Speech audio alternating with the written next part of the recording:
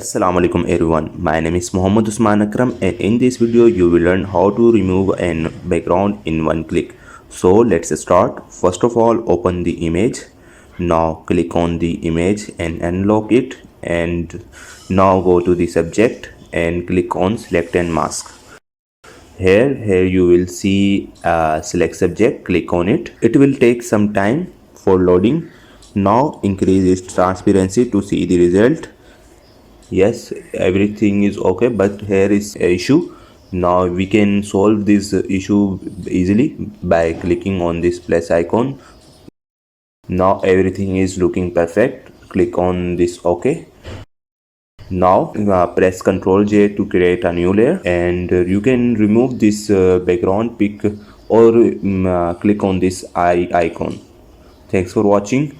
Kindly like and share the video and subscribe my channel so you will never miss any my future tutorial videos.